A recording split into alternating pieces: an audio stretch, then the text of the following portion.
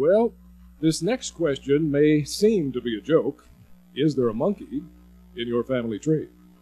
But it actually is taught as dead serious fact as if it were the law of gravity in our colleges and universities today. The idea is that man is at the apex of the alleged Darwinian tree of evolution.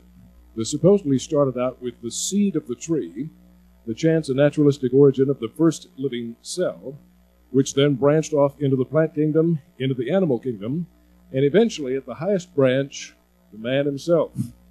Now, it's very important to notice that the evolutionists teach that at this particular juncture here, there was a common ancestor of both apes and man, and it branched off into a branch that led to the currently living great apes, and it branched off in a branch that led to modern human beings.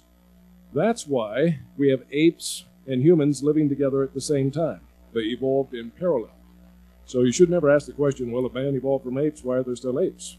According to evolution, they didn't evolve directly from apes. They evolved from a common ancestor, an important distinction.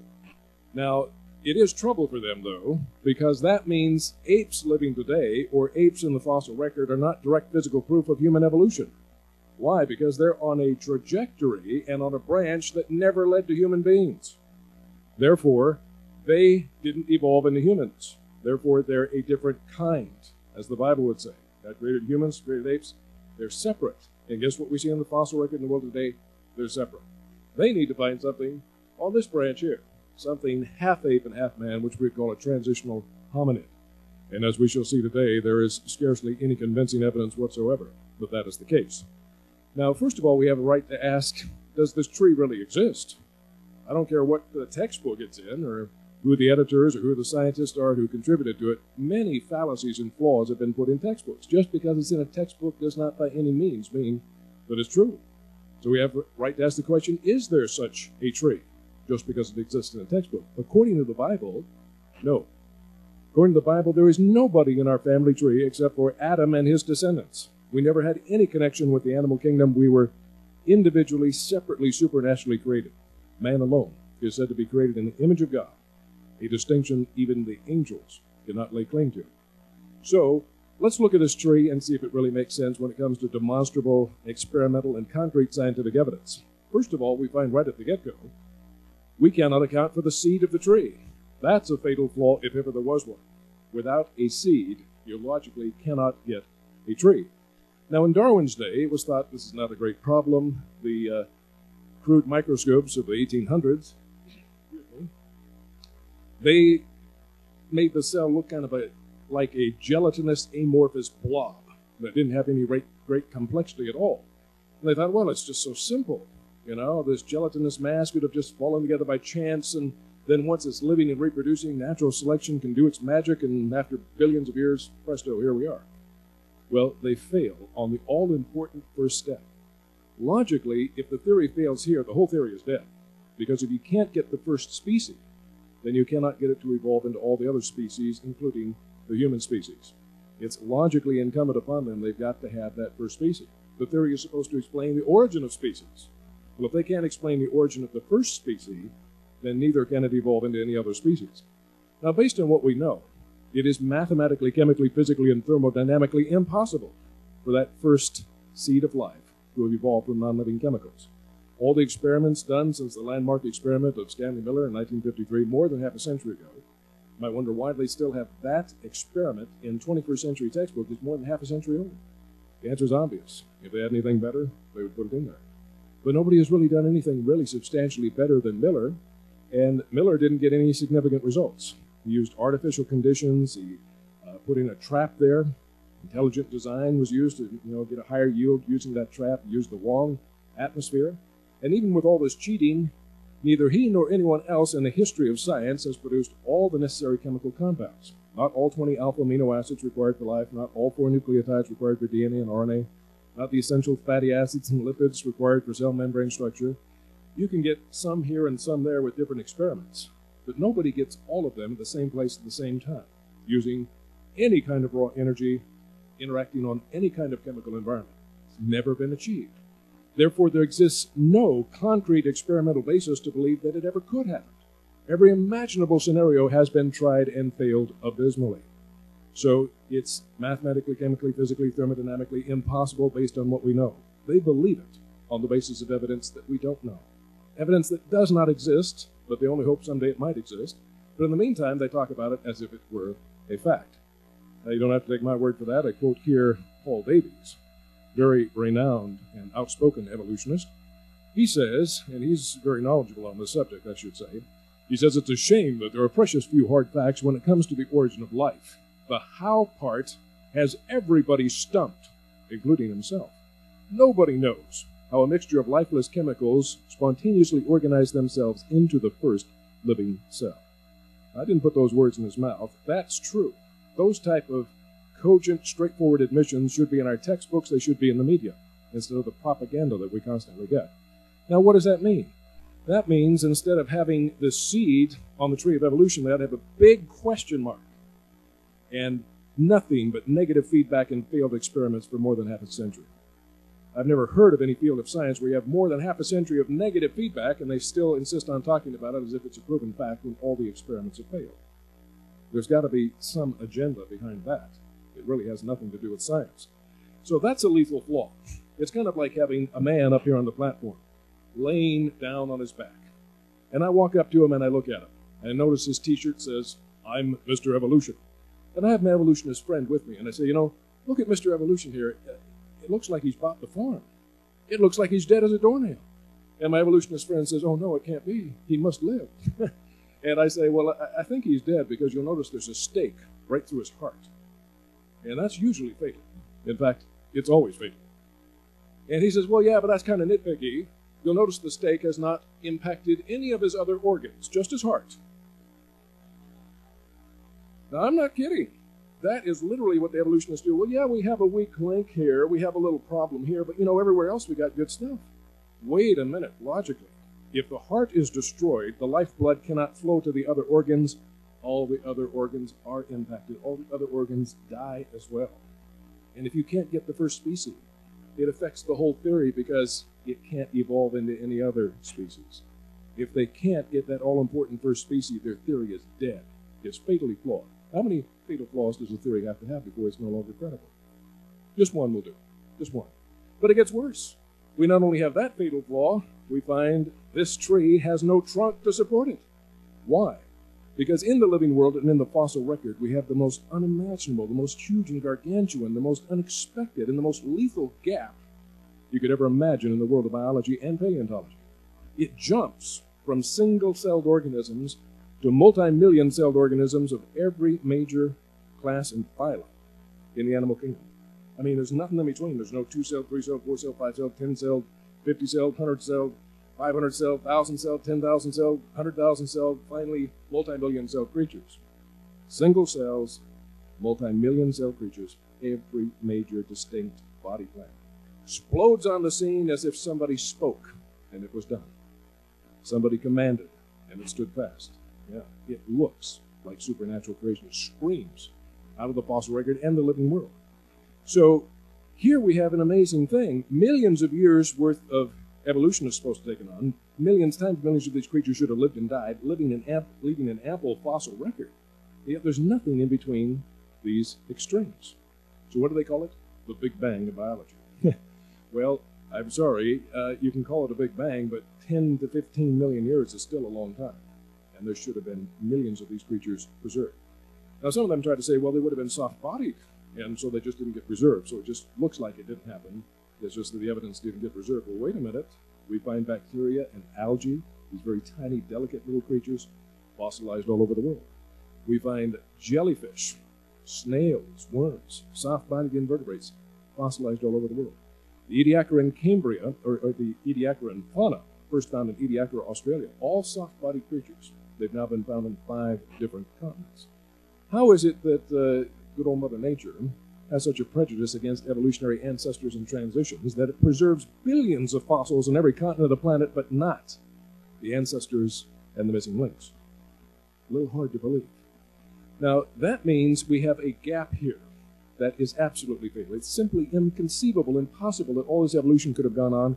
This is where we have the richest fossil record, so we should have plenty of evidence. Number 2, this is where the biggest changes in the history of evolution are supposed to have taken place, right here. No other major category called a phyla ever evolved after this. That means 75 to 80% of the big scale evolution ever happened here.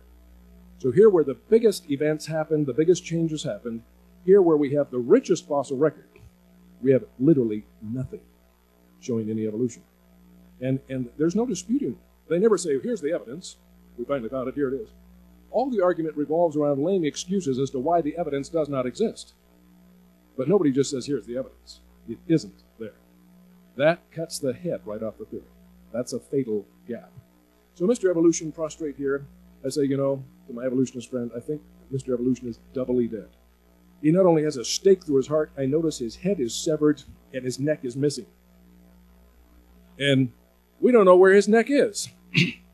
People say, it was soft tissue and it didn't get preserved, but his neck is missing. And there's his head. And again, it can't be. It's just not possible that Mr. Evolution could be dead. But wait a minute, look. Notice his fingers are twitching. His toes are twitching. There's a spark of life. There's hope. We'll just give him CPR and he'll be fine. That's what you call denial of reality. Denial, denial, denial. Well, there's the denial in Egypt, but there's a lot of denial in evolutionism too. But anyway, if the head is severed, nerves can continue to fire off, and yes, you can wiggle your fingers and your toes. But you know what? If your head is severed and your neck is missing, and we don't even know where it is to reconnect it, you can't give the fellow CPR and revive him. He is dead as a doornail. It's a hopeless predicament. And this fingers and toes twitching, that's trivial. The evolutionists will often say, well, yeah, we got problems down here with the seed, we got problems with the trunk, but up here we think we got some pretty good evidence. Wait a minute. You have to earn the right to even talk about that. You first explain how he can live when there's a stake through his heart, and with his head cut off and his neck missing. I don't care about his toes twitching. You can talk about that after you explain how he can live in his predicament. Once you've explained that, you've earned the right to go on. But when we have two fatal flaws, and the whole theory is fatally kaput, they haven't earned the right to say anything else. The theory is dead. It has two fatal flaws right from the get-go. Now, in essence, what's going on here is that they're now saying, well, evolution must have happened in just the right way, that it didn't leave any evidence. It just kind of jumped. Isn't that interesting? If you went into a court of law and tried that, you'd get thrown out on your ear. Well, Your Honor, we know that the defendant here is guilty of capital murder. The judge says, yes, but Mr. District Attorney, you've got a problem. In this court, we require evidence, not just prejudicial theories against the defendant. We want some evidence. You got any eyewitnesses? No, Your Honor. Do you have any forensic evidence? Blood, hair, fingerprints, footprints, DNA? No, Your Honor, we have nothing. We have no eyewitnesses to connect him to the scene of the crime. We have no forensic evidence to prove he was even in the city where the murder took place. But we have this theory, Your Honor. We have this theory that this man is a criminal genius. And, he stole a car, so he couldn't be identified. He put on a disguise. He came under cover of darkness, so no eyewitnesses could identify him. And then, before he did the crime, he put on a hazmat suit to make sure he wouldn't leave any skin flakes or hair or DNA of any kind or fingerprints. And he did the perfect crime without leaving any incriminating evidence. And since we have figured out this marvelous theory of how he did the perfect crime, leaving no incriminating evidence, Your Honor, you just have to find him guilty. The judge would say, you see this book of the law? I'm going to throw it at you. You get the Sam Hill out of my court. You come back when you've got some evidence and not just prejudicial theories against the defendant. But that's all the evolutionists have. They have a prejudice against the God of the Bible and His Word and His truth that the rocks cry out. But when it comes to concrete, real evidence that would hold up in a court of law, it would never pass. And if it can't hold up in a court of law, it ought not to be in our textbooks.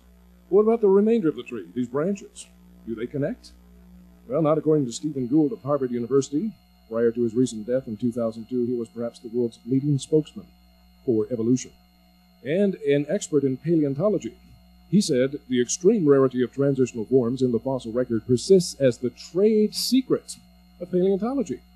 It's like us professional paleontologists, us fossil scientists, we know the secret, but we don't want you ignorant masses finding out the truth. So it's our little pet secret. And what is that trade secret? That the evolutionary trees, as we have here, that adorn our textbooks have data only at the tips and nodes of their branches. The rest is inference. What's another word for inference? wishful thinking. Basically, just believing what you want to believe according to your preconceived idea, inferring that this must be true because I already believe that. But notice, when it comes to concrete evidence, he says it's not the evidence of fossils. It's not concrete. It's just prejudiced inference. So, Paul Davies says we can't have the seed. George Gaylord Simpson, one of the greatest evolutionists of the 20th century, he said this Eocambrian problem, this Cambrian explosion, all the major phyla, no ancestors, no transitions. He said this is the major mystery of the history of life.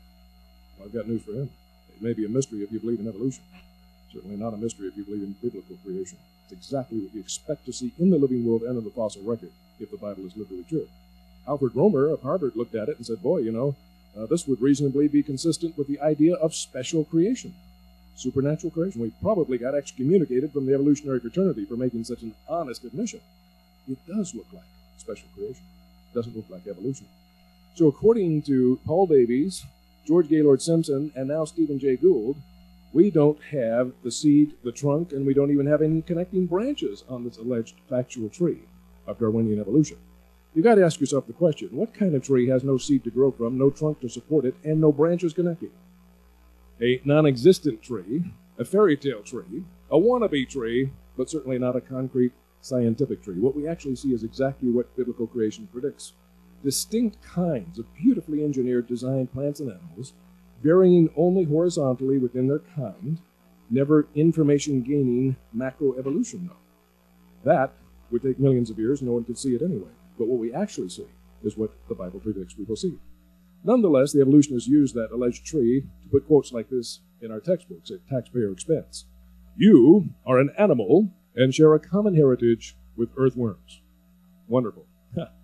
Well, it's kind of hard on the human ego to think that we're ultimately the end product of this equation, slime plus time equals you. Or, as others have put it, we're the end product of from goo to you by way of the zoo. But this is the direct inference of evolution.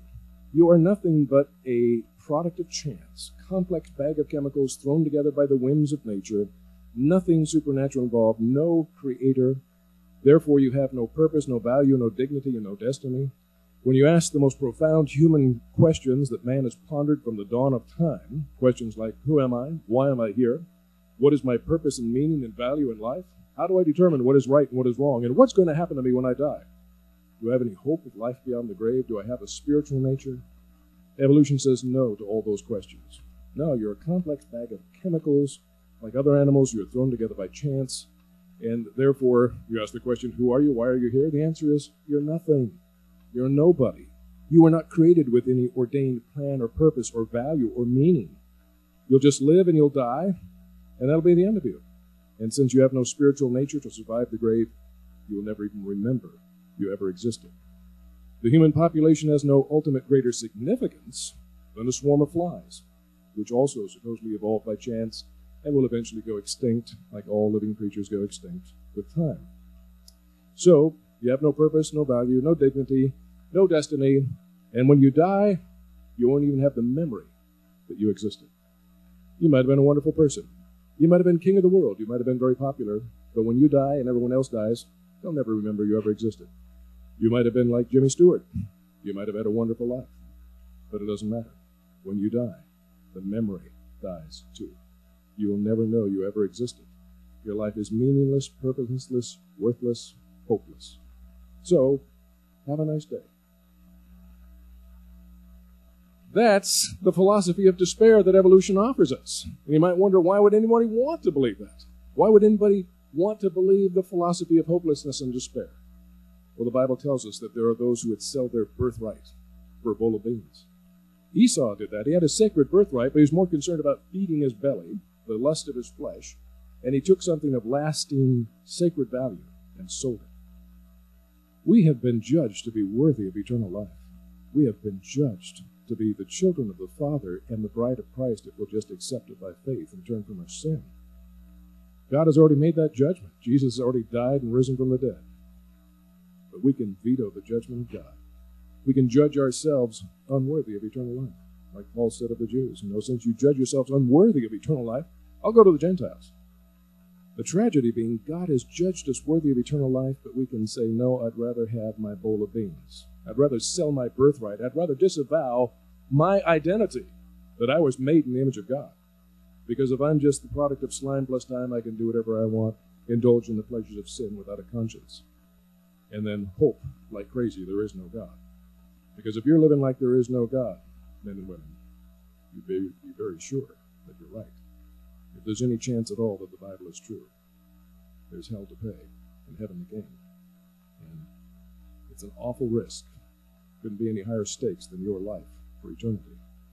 And why there is such a mystery of iniquity that men reject the truth and believe the philosophy of hopelessness and despair, just so they can indulge in the pleasures of sin and disavow their birthright, is a mystery, as the Scripture says, the mystery of iniquity. But the good news is we're not compelled by overwhelming evidence to believe that philosophy of hopelessness and despair. The most reasonable interpretation of the data is we were created in the image of an omniscient, omnipotent Creator, and His fingerprints are all over this creation. And they're especially all over human beings, with intellect, emotion, will, powers of abstract thought, spirituality, morality. How do you ever get things like that out of dead dirt?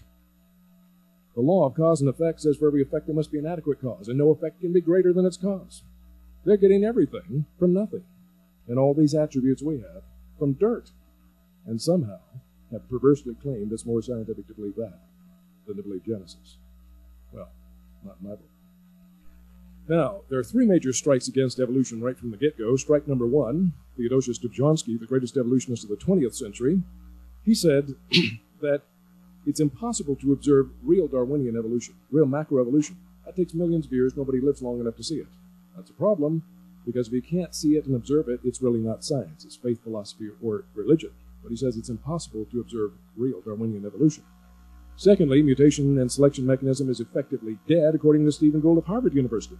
To his credit, he said mutations are random changes in the genetic language, like typographical errors. They garble and destroy information.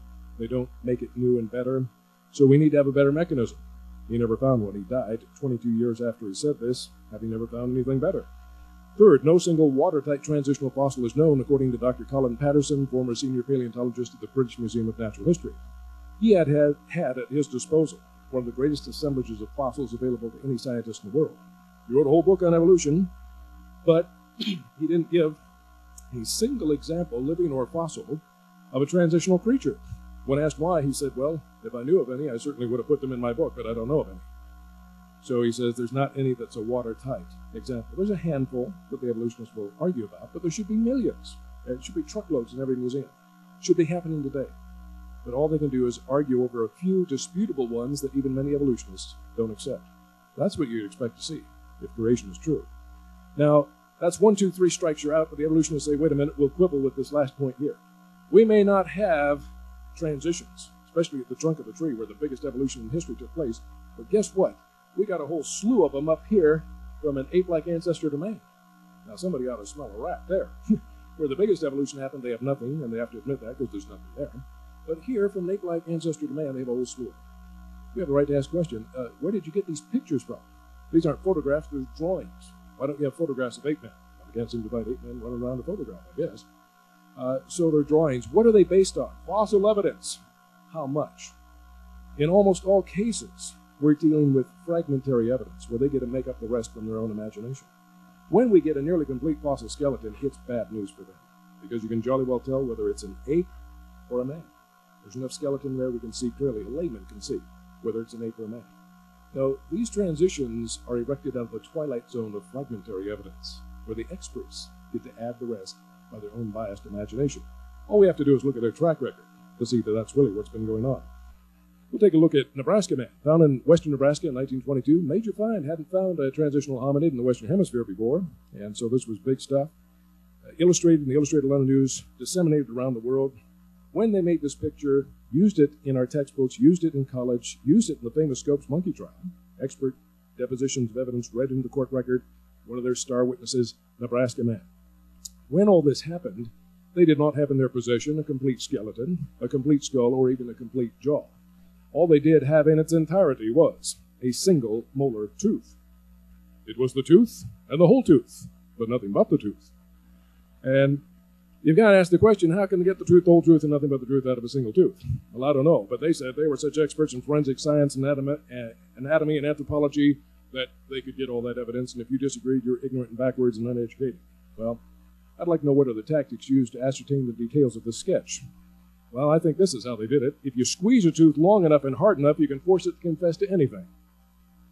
And I think they just squeezed that tooth until it squealed and told them anything they wanted to hear. For example, how do we know the man walked semi-erect?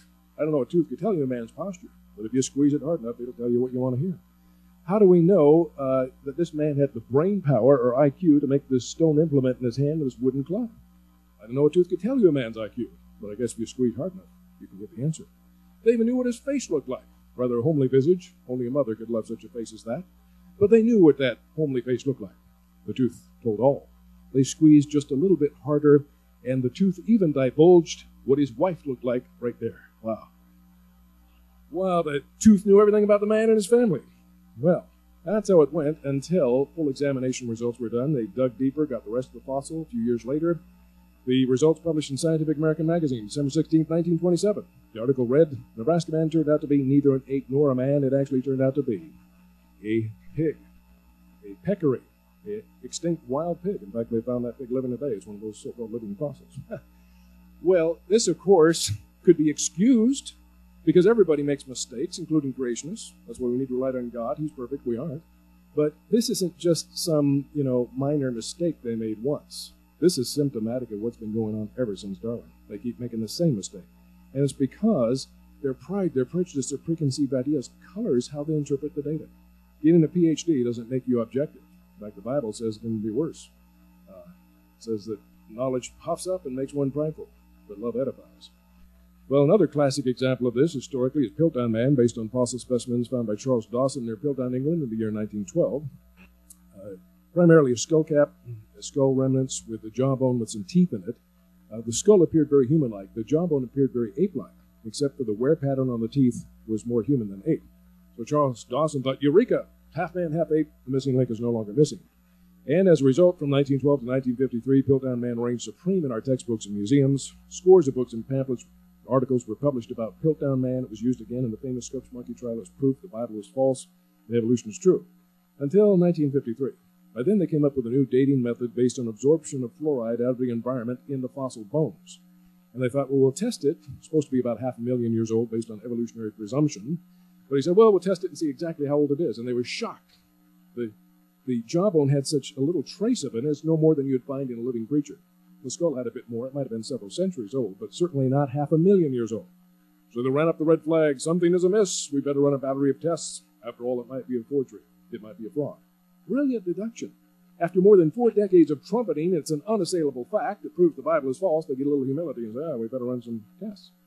But when they did, they found out these weren't even ancient fossils at all. They not only didn't have enough fluoride, they were simply chemically painted on the surface to make them look like ancient stained fossils. Then with no more than a magnifying glass, they looked at the teeth. And they could see distinct scratch marks on the teeth where someone had taken a hand file and filed down what turned out to be orangutan teeth, trying to make them look more human in their wear pattern. Piltdown Man was 100% deliberate forgery and fraud. In retrospect, they said it was so poorly done, whoever did it must have been in a big hurry because they didn't seem to have the time to do a decent job.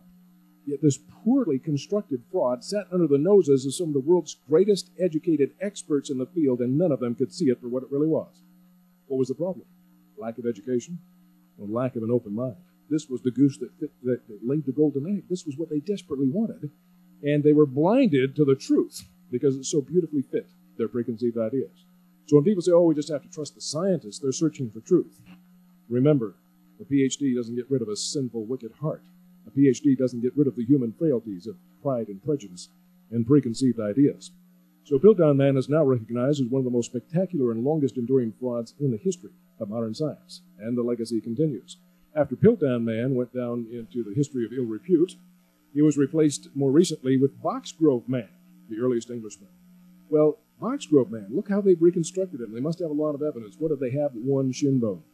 And it was a shin bone that looked like a modern shin bone. Imagine if you got buried and after a few centuries, there's nothing but your shin bone left, and they dig it up and they make you look like this. That's essentially what they've done. They use artistic license to give the picture of evolution, even though the evidence shows it not one iota. It's a modern human shin bone. Eosimius, the alleged Don Simeon, common ancestor perhaps of apes and man. They claim, boy, they must have a lot of evidence for this. Carnegie Museum of Natural History got this beautiful illustration. What evidence do they have? They have a couple of jawbones. That's it. A couple of pieces of jawbone. How big are they? The size of grains of rice.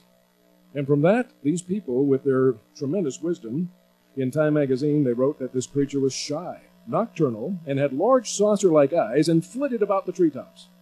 I defy anybody, I don't care how many PhDs are behind your name, to prove that based on a couple of grain of rice-sized pieces of bone out of a jaw.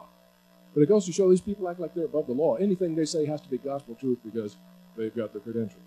Well, history is full of credentialed people that are dead wrong.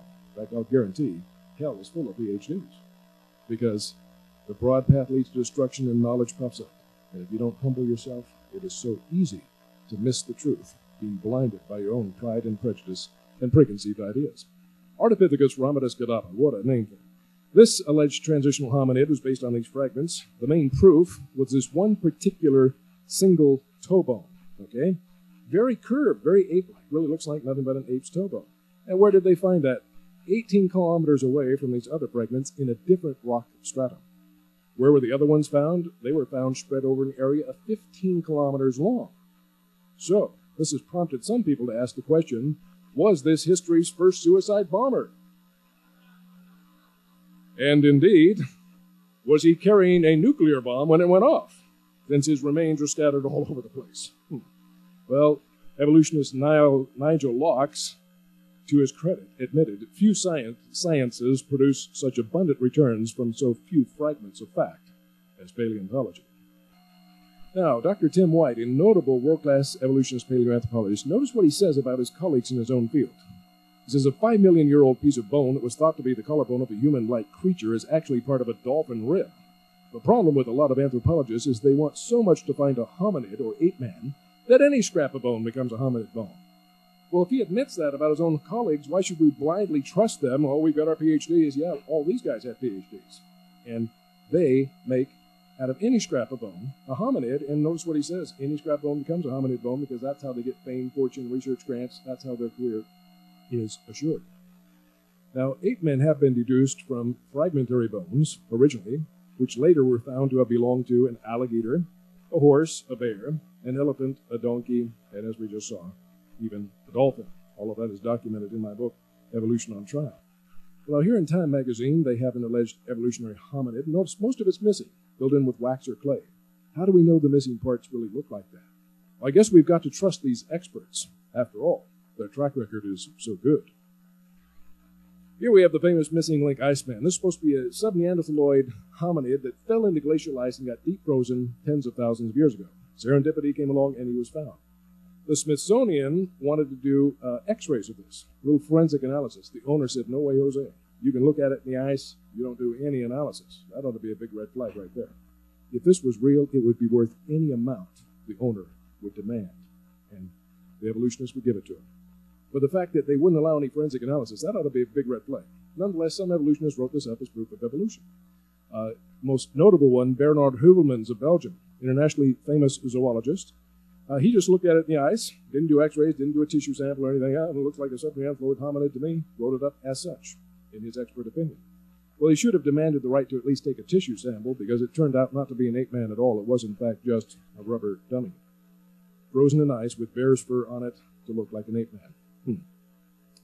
Well, we have the story of the Tasade cavemen of the Philippines in Reader's Digest magazine under the title of The Greatest Hoaxes of All Time. This is said to be the most successful modern scientific hoax of the 20th century. This man, Manuel Elizalde in the Philippines, he realized there's so little evidence for human evolution that if you make a claim, it's usually embraced uncritically and few questions are asked. So that's a good recipe for a successful fraud. So you ask these people in the Philippines, move out of your modern homes, take off your modern clothes, run around naked or wear leaves and loincloths, move into these caves I found in the Philippine jungle, use stone and wooden tools, and speak some mumbo-jumbo language that only Elizalde supposedly had learned how to interpret. And then he calls up a news conference. I have found the anthropological discovery of the century. Men and women living in caves like our ancestors did tens of thousands of years ago. Well, the world beat a path through the door. National Geographic devoted a cover story to the Tasade cave people. NBC Television offered $50,000 to do a documentary. That was back in 1971 when the minimum wage was like $1.25 an hour. That was big money back then. Eventually, $20 million was laid aside to make the whole area a nature preserve, to preserve our Stone Age cousins in their natural habitat. That went to Ferdinand Marcos and probably someday Elizalde. When Marcos got booted out of the Philippines, a Swiss journalist came and wanted to find out more about the caveman.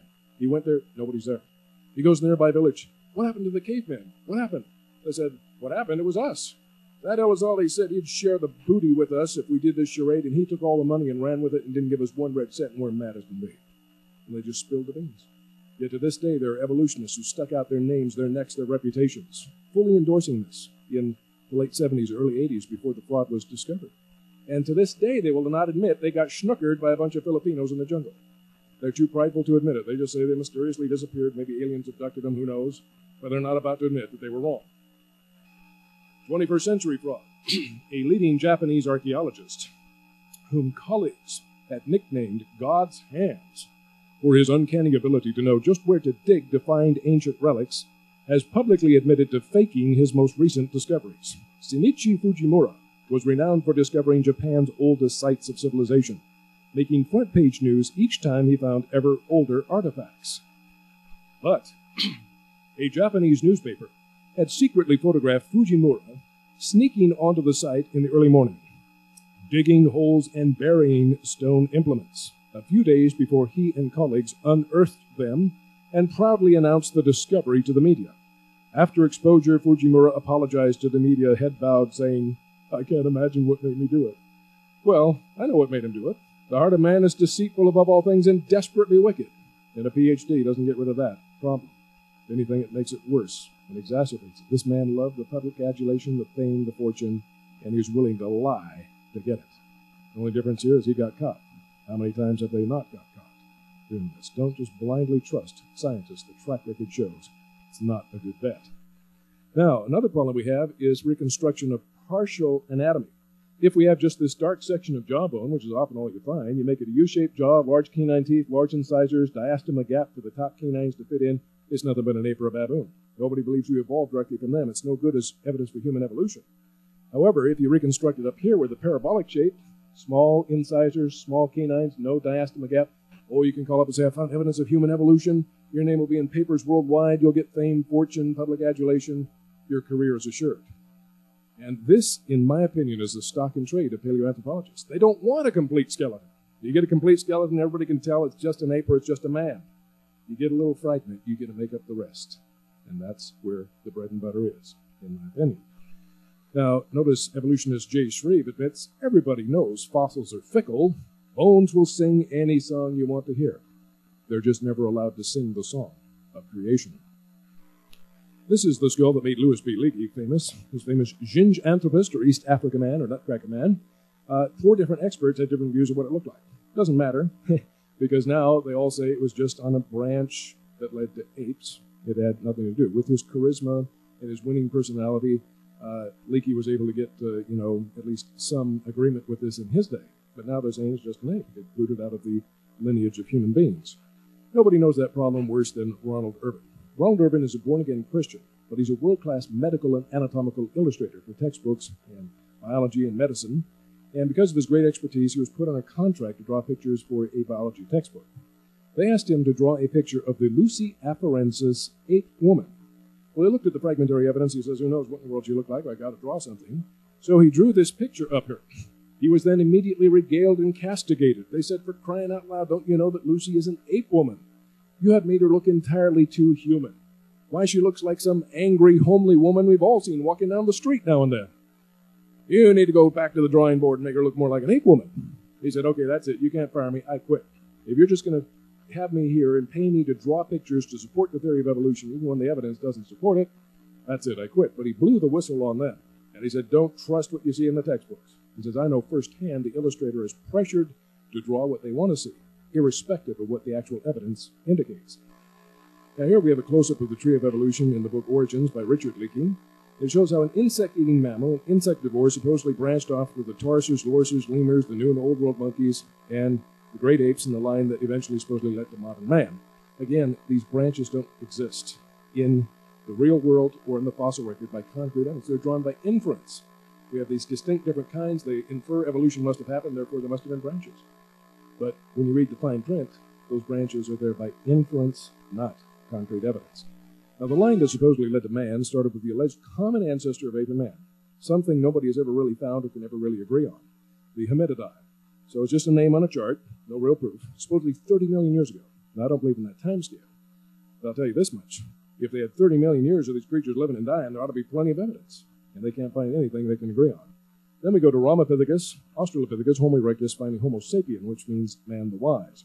Well, Ramapithecus, or the ape of Rama, all we had of him for many years was a couple of jaw fragments, but that's more than a single tooth, isn't it? David Pilbeam and Elwyn Simons, American paleoanthropologists, they said, that's good enough. We need an early ancestor. This will do.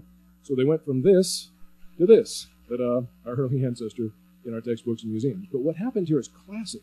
They make these grandiose, extravagant claims on the basis of incredibly fragmentary evidence. Then when more complete evidence comes to light, it turns out to be nothing but an ape, and it gets booted out of the human lineage. This happened with Oreopithecus, Kenyapithecus, Civipithecus, and now Ramapithecus. The more recent evidence that they got, compared to a chimpanzee skull and orangutan there on the left, in the center, the more complete skull evidence of Ramapithecus, showing the angle of the face, like the orangutan, the orbital ridge, like the orangutan, the mastoid process on the side, like the orangutan, the tooth and jaw morphology, very similar to the orangutan. So much so that David Pilbeam and Elwyn Simons, the main champions of the alleged transitional status of Ramapithecus, they got up and publicly recanted, publicly ate humble pie and said, we wanted this to be our early ancestor. It appears it's nothing but an ancient orangutan, an ape. And nobody believes we evolved directly from apes.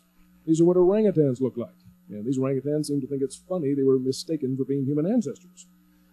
Okay, now what does that mean? On Richard Leakey's chart, we start with no common ancestor that they can agree with. Our early ancestor, Ramapithecus, turns out to be just an orangutan, therefore not in the branch that leads to human beings, so he has to be crossed off the chart. That means we start with nothing, we go for several million years of alleged human evolution with nothing to show for it, until we come to the Australopithecines. Now, austral in Latin means southern, like Australia, the southern continent. Pithecus in Greek means ape. So the name tells you what it is, southern ape, first found in 1924 by Dr. Raymond Dart, who gave it the appropriate name, southern ape. Well, in the 20s, they thought they'd find something much better than that. They didn't. So they go back to the southern ape. All of a sudden, it's half human. So there's evolution going on here. It's evolution in the description of the creature. But it has, as you can see, a massive jaw, big mastoid processes, big orbital ridges, low-vaulted skull, forehead, sagittal crest, all the diagnostic indications of nothing but an ape. Even the more gracile female form is decidedly ape-like. And I'm not the only one to notice that. Dr. Ashley Montague of Princeton, a world-class evolutionist anthropologist by any estimation, he has never accepted the Australopithecines, which is probably why he never gets quoted in textbooks or the media. But he is a world-class expert. He said, the skull form of all Australopithecines is extremely ape-like. The Australopithecines show too many specialized and ape-like characteristics to be either the direct ancestor of man or of the line that led to man. He says nothing but an extinct ape. In fact, it appears we have 4 living great apes today. The gibbons, the orangutans, chimpanzees, and gorillas. Apparently, there was a 5th type of great ape in the past that's gone extinct. We call it the Australopithecine ape. And they keep digging up this ape, but it really is nothing but an ape. And to his credit, Ashley Montague realized that decades ago. Another expert in this field, Lord Solly Zuckerman, first knighted by the Queen of England, then raised to the title of Lord in recognition of his scientific achievements, he said, I myself remain totally unpersuaded. Almost always when I've tried to check the anatomical claims on which the status of Australopithecus is based, I have ended in failure. The Australopithecine skull is in fact so overwhelmingly simian, which means ape-like, as opposed to human. But the contrary proposition could be equated to an assertion that black is white. Now here we have the Australopithecine spoken most about in the last several decades. Lucy, so named because the Beatles' tune Lucy in the Sky with Diamonds was playing on the tape player when they first found it over there in Africa with the Donald Johanson team. They've always said we got 40% of the postcranial skeleton. But if you count these bones, there's 206 bones in the human body. They only have 20%. And we ask them, why do you keep saying 40%? Oh, you notice that. Well, you see, we hardly ever find the foot bones of hominids, and so we just didn't count any of the foot bones. And so then it's 40%. Well, why don't you tell the students if you don't count all the foot bones, then it's 40%? Because really, you only have 20%. But you'll notice this hip bone here, how it flares out to the side. That's very ape-like. Apes have hip bones that flare out to the side. Humans are curved more inward. Now, at first, Donald Johanson said, oh, it doesn't matter, it could walk as good as a modern human. Then he kept looking at that hip bone and he said, no, she couldn't walk upright that way. But I know what happened. I think a deer stepped on the bone and deformed it. And so he made an exact cast replica of it. He sent it to his colleague, Owen Lovejoy. And on a BBC special, first aired in Australia and New Zealand, they showed his colleague, Owen Lovejoy, taking a power saw and cutting this thing to pieces.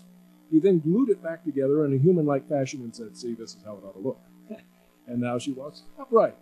Even the secular media took them to task and said, these scientists act like they're above the law, that they can do anything, cut evidence into pieces and reconstruct it to look the way they want in their own imagination, and pretend that's scientific. Well, I'm glad the secular media also recognized how illegitimate that is. But believe me, they'll get away with anything. You give them an inch, they'll take a mile. They act like they're above the law. Now here we have the skull of Lucy's species, not Lucy herself, but of her species, Australopithecus afarensis, and it is grossly ape-like, as to be expected. When we compare it with the chimpanzee and the human, we find humans have a parabolic dental arcade. However, apes often have a U-shaped jaw with a diastema gap. Guess what? So does Lucy. Notice this hole here, foramen magnum, where the spinal column attaches to the skull. Well, in humans, it's located near the center. This allows upright posture, upright locomotion. Notice in apes like the chimp, it's closer to the rear of the skull, giving a more ape-like posture. Notice in Lucy, it's much closer than even it is with a chimpanzee, which should indicate she had a more grossly ape-like posture than even some apes living today. When we look at the shoulder socket, well, that's a tongue twister there. She sells seashells by the seashore. Anyway, the shoulder socket and shoulder blade assembly. According to Lovejoy and Donald Johanson, Lucy, from the neck down, was human. A hairy human body, small, about 3.5 feet tall. Modern human anatomy. We don't see that, though. She had a definitely ape-like configuration to her shoulder blade, shoulder socket, angled to the right, meaning she was designed for reaching up and grabbing trees constantly. An arboreal lifestyle. It should have looked like this, human, only smaller, but it didn't. And what about the ear hole? When we look at the ear hole on apes, we find they have a large exterior ear hole compared to humans. We have a small ear hole, but it's what's on the inside that counts. The semicircular canal system of the balance mechanism of the inner ear is very large in humans, giving us a tremendous sense of balance. So we can walk and run upright without falling on our face all the time. We can do Olympic ice skating and gymnastics, as amazing abilities we have. Apes live in the trees and use all four appendages. Their feet have a prehensile toe. It's like a thumb. And so they don't need that great sense of balance because they can coordinate with all four limbs. When they come down on the ground, they lock their wrists and they knuckle walk. Again, all fours. They don't need the balance system humans have. Guess what? Lucy is supposed to walk every bit as good as a modern human. They looked into her skull with MRIs and CAT scans, found out she had exactly the same type of semicircular canal balance mechanism of the apes. Not halfway between ape and man, not human, just like other apes. She could not have walked any better than any other ape because she did not have the balance capability. Finally, I quote here the man who is arguably the world's greatest expert on computerized analysis, multivariate analysis of bones using computers and x-rays and 3D cyber techniques. Dr. Charles Oxnard, he first pioneered this back in the 70s. Former professor of anatomy and anthropology at the University of Chicago, then at USC, currently at the University of Western Australia. Although an evolutionist, he said now with the new finds we've had and put through this analysis, we could say the Australopithecines known over the last several decades are now irrevocably removed from a place in the evolution of human bipedalism, walking upright in two legs in a human fashion, possibly from a place in a group any closer to humans than to African apes, and certainly from any place in the direct human lineage. The analysis has showed they're nothing but an extinct type of fifth-grade ape, nothing more, period. Now, you wouldn't know that to look in the textbooks. They have Lucy here with the ape skull, sure enough, but hairy human body, human hands, human wrist, human ankle, human big toe and foot. Well, guess what? We have found those extremity bones in recent years, and it's been devastating. We find that Lucy had long, curved fingers and toes, typical of tree-dwelling apes. She had locking wrists. When they come down out of the trees, they lock their wrists and walk on their knuckles. One article by an evolutionist said, it's not Lucy in the sky with diamonds, it's Lucy on the ground with knuckles. That's what the evidence shows. Wrong talus angle. The angle of the bone connecting the lower leg to the ankle is the right angle for climbing up trees habitually, but not walking upright habitually in a human fashion. And we finally found her foot fossilized in a stalactite, or stalagmite, I should say. And it was an ape-like foot.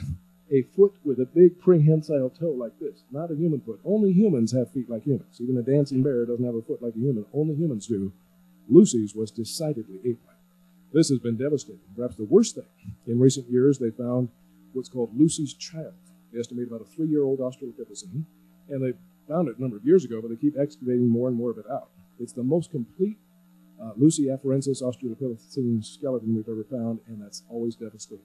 When you get a complete skeleton, it's the worst nightmare for evolutionists, because now we can see how all the bones connect, and it is decidedly ape-like. It's not halfway between ape and man.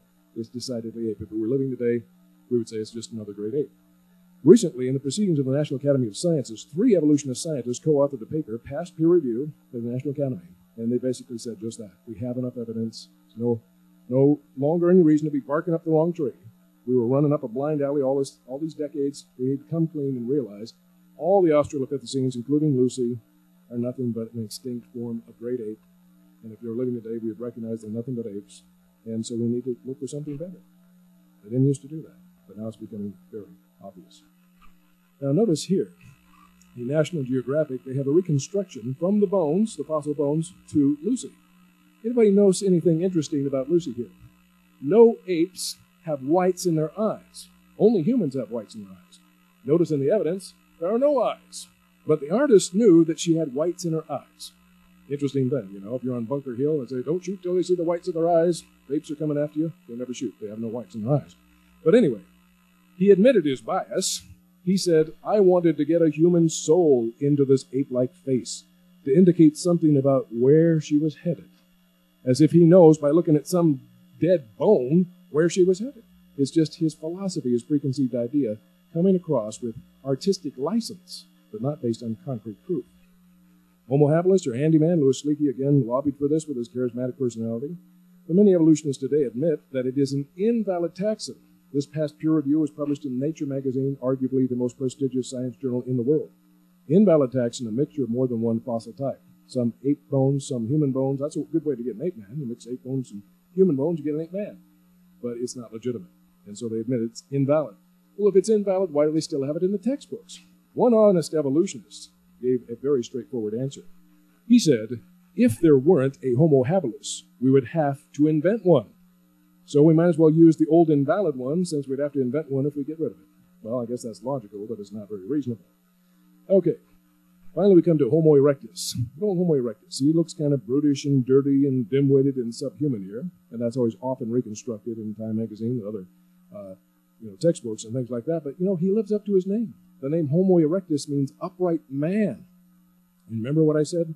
When you get a complete or nearly complete skeleton, you can jolly well tell whether it's an ape or a man. In the case of Homo erectus, we have the famous Turkana boy. They used to think he was 11 or 12 when he died. Now they're saying he might have been only 9 or 10 when he died. He's already 5'6" in stature. He easily could have been 6 foot tall or taller in adulthood. In fact, Homo erectus people, as an ethnic type, averaged in the males about 5'10", which is about the average even today. So his skeleton is a modern skeleton. It's not remotely ape-like. It's virtually indistinguishable from a modern human skeleton. They admit that. You have to be an expert to know any difference, and there's no more difference than you have within the different ethnic varieties of full human beings today. The skull is a human skull, not an ape skull. It is a little smaller and a little thicker, but again, this could be normal genetic variation within the human family with our rich gene pool. But it's well within the range for normal human intelligence. An individual in Africa only had 700 cubic centimeter cranial capacity, but had normal human intelligence. Some people get more than 3 times that, 2,200 cubic centimeters. But they don't have 3 times the IQ. They just have normal IQ. It's not the sheer size of the brain that imparts intelligence, it's the organization of the brain, which may explain why the African gray parrot with a little bird brain matches, in some cases surpasses, the cognitive abilities of the African chimpanzee with a much larger brain. It's the organization that counts. Most humans today average around 1,400 cubic centimeters. The Homo erectus ethnic tribe, which has gone largely extinct, like lots of nations and tribes go extinct over time, they average about 1,000 cubic centimeters, placing them well within the known range for normal human IQ. There's simply no reason to call them ape men other than they're desperate to have an ape man. Finally, we come to good old Neanderthal man. This poor guy's had a bad rap from the very beginning. First skeleton found in a cave in the Neander Valley near Dusseldorf, Germany in the year 1856. And it was an old diseased man suffering bone degenerative disease, bent over, not because he was part ape, but because of this deforming disease. A lot of them in northern Europe apparently suffered from a chronic vitamin D and iodine deficiency, and thus had bone-deforming diseases as a result. You get more toward the Middle East, where they were healthier, had a better habitat, better nutrition, and they walk fully erect. They have skeletons that are a little different from ours, but distinctly human, not ape-like at all. And this differences that we could see could be due to great age. As Jack Quazzo has pointed out, if you live to be a few hundred years old, you'd look like a Neanderthal. Certain parts of our anatomy grow as long as you live. And these could be some of these people the Bible talks about living 3 or 4 centuries after the flood, still living great lifespans. But it's definitely erect, it's definitely human, it's definitely not remotely ape-like. And in fact, the reconstruction in the American Museum of Natural History shows a guy that looks kind of like Arnold Schwarzenegger. You know, give him a shave, a haircut, put him in camis, he'd be a good stunt double for Arnold Schwarzenegger. They even say if you give him a shave, bath, haircut, put him in a business suit, nobody would pay him any special attention. Now, I quote here Erich Trinkaus, arguably the world's greatest expert on Neanderthals and an evolutionist. He admits detailed comparison of Neanderthal skeletal remains with those of modern humans have shown that there is nothing in Neanderthal anatomy that conclusively indicates locomotor, manipulative, intellectual, or linguistic abilities inferior to those of modern humans. If he is not inferior to us, he is equal to us. Things equal to the same thing are equal to each other, logically. And yes, he's a different ethnic type, as we know from the breakup of the gene pool.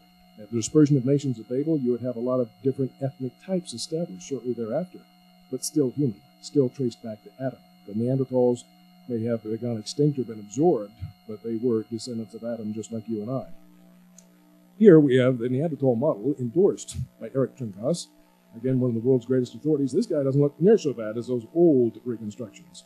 Like one lady said, boy, this guy's handsome enough. You give him a shave, bath, haircut, put him in a tuxedo, I'd go out to dinner with him. He's really rather a handsome bloke. Okay, here we have a forensic reconstruction of a Neanderthal child. Now, this is not where they take a little piece of bone and make an ape man out of him, like the evolutionists are so fond of doing, but where they use proven police forensics and anthropological science to determine, you know, the skin and the tone of the muscles and everything in the face to try to identify a Jane Doe. Now, we have just the skeleton. We're trying to, you know, get a picture of what this person looked like so they might be identified. They did this with a Neanderthal child, and this was the result they got. They could be any of our children today. They were definitely humans, descended from Adam, made in the image of God. So in conclusion, after nearly 150 years, looking all over the world trying to find evidence, we find they have nothing but apes. By their own admissions now. Basically, all they have to talk about, of any weight today, is the Australopithecines, and there are some of them, even in the National Academy of Sciences, saying they're nothing but apes. We've been barking up the wrong tree for decades. What about Homo erectus, Neanderthal? Many evolutionists admit Homo erectus and Neanderthal are so human. If they were alive today, they could intermarry with us and have fertile children, the primary accepted definition of the same species. Yet they speak with forked tongue, because on other hands they say, well, no, they were different species, but they admit they could intermarry if they were alive today and have human children. So you can't have it both ways, it appears. They were different ethnic varieties of descendants of Adam, just like you and I. As far as the Cro-Magnon people, they were essentially the same ethnic type as modern Europeans, so they were certainly human. So we have either apes or we have men. And that elusive ape man simply has not been found by anything approaching credible, convincing evidence, even though nearly 150 years of time, effort, and billions of dollars expenditure has been given trying to prove this thing. You know, that makes sense. There's no evidence at the bottom of the tree of evolution. It's mathematically, chemically, physically, thermodynamically impossible. We have huge gaps there that show it could not happen. It did not happen. Why should we expect to find evidence at the top of the tree when there's absolutely no evidence at the bottom? What we see here shows that the most accurate, the most up-to-date, the most reasonable, the most believable statement on human origins is still found in a book thousands of years old, a book authored by the Spirit of God, a book that says man and woman were made in the image of the Creator, that we have our ascendancy and our gifts and our powers and our dominance in this world, not by the whims of chance and nature, but it was ordained by God who made us in our image. That is the most credible statement ever written on human origins. In conclusion, I quote Lord Solly Zuckerman, again, this renowned evolutionist anthropologist. He says, for example, no scientist could logically dispute the proposition that man, without having been involved in any act of divine creation, so it makes it clear he doesn't believe in creation. But he says man must have evolved from some ape-like creature in a very short space of time, speaking in geological terms, without leaving any fossil traces of the steps of the transformation. So with his expert in paleoanthropology, he says we have apes and we have men, and nothing in between is worth the paper it's written on. And he's an atheist evolutionist. He's only saying that because it's true. So he has to defend that by faith. Now, the biblical definition of faith is the substance of things hoped for, the evidence of things unseen. But for evolutionists like Lord Zuckerman, their definition of faith has to go like this. Now, faith is the substance of fossils hoped for, the evidence of links not seen. So, although it may be true that some of your ancestors and mine actually did hang by the neck in the past, I don't believe any of them ever hung by the tail. And indeed, there's nothing approaching convincing, credible evidence that that story is true. The good news is that we're not compelled by overwhelming evidence to believe the philosophy of hopelessness and despair, of meaninglessness and worthlessness. The evidence shows the Bible is credible, that its understanding, its declaration of our origin makes more sense than any other theory that's ever been proposed. And that's good news. We have meaning, we have purpose, we have destiny, we're made in the image of the Creator. We are destined to be princes and princesses in his royal family as the children of the Father and the bride of Jesus Christ. I'd rather believe that any day, and the good news is evidence supports it too.